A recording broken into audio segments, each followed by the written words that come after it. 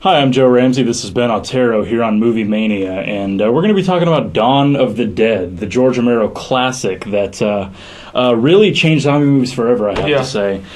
This movie, I really liked it. I enjoyed it for what it was. Yeah, it's only until very recently that I've seen it, though. Yeah, and it feels like a '70s movie. It came out in 1978, so very '70s feeling. Yeah, but it's ripped straight from the '70s. It really did feel like all the plaid shirts and everything like that. The whole biker thing that was so '70s. Exactly. And Tom Savini was the machete wielding lunatic. Yeah. Exactly. He was the leader of the bike gang. Who, by the way, does makeup. He did do the makeup to Dawn of the Dead. Yes, absolutely. Which amazing job, I have to say. It was really good. Yeah, they did a great job on the makeup, and the gore was. It was a little light on the gore, because we did Day of the Dead last week, and this one, they just all over the place. Just gore everywhere. I mean, Day of the Dead, that's what I meant. Yeah, that's how I was going to say. Dawn of the Dead really didn't have that much. Not until the end.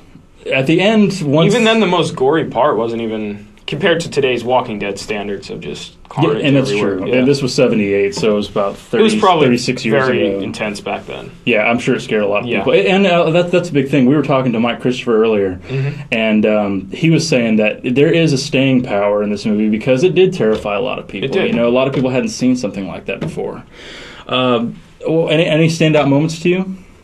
Well, yeah, we were just talking to Mike Christopher. I'd say the Harry Krishna zombie scene was pretty good. It was. It's amazing how... Well, because it's the only iconic zombie in the movie, so I feel it stands out that way also. Exactly. He was the bub of Dawn of the Dead. Yes. Even though he wasn't around as long, he still was the iconic, recognizable zombie. Yeah, that's the true. Orange and blue, I mean, he stood out He from did. all the rest. And he had a chase scene. That was amazing. Yeah, but, it was a really slow chase scene. It was still but I liked it. Yeah, I liked it. Yeah.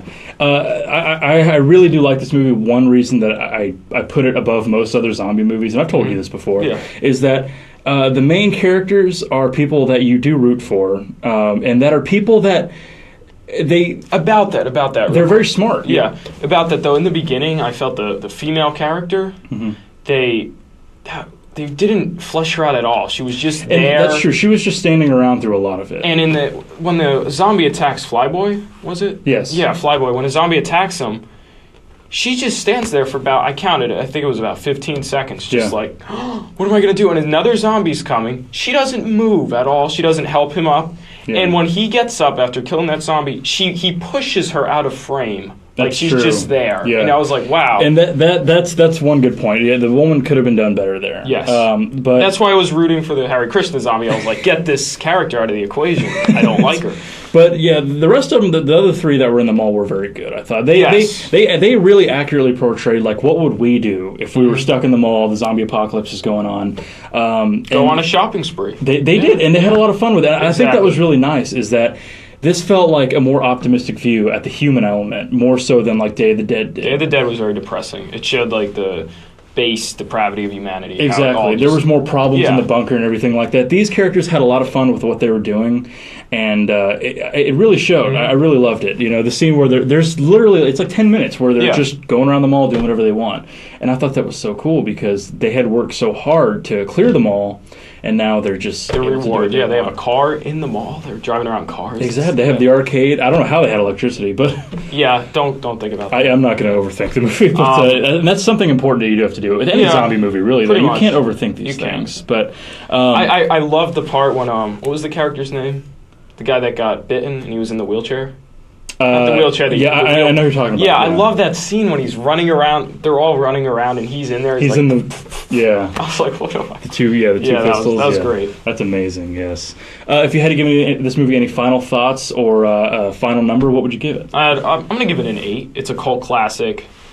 I enjoyed it. It's a cult classic that has stood the test of time. Though, it has. too. Yes. You know, it has not diminished really with me. Yeah. It's almost up there. It's like up there with Evil Dead. Yes. I would agree with that. Yeah. Dawn of the Dead, I loved it. This is probably my favorite zombie movie outside of probably it would be like that and Shaun of the Dead. Okay. I see what you did there, Dawn and Shaun. That's right. Yeah. It's one of those movies that I can go back and watch and still notice different things about it every time. So I'm gonna give it a 9. Okay.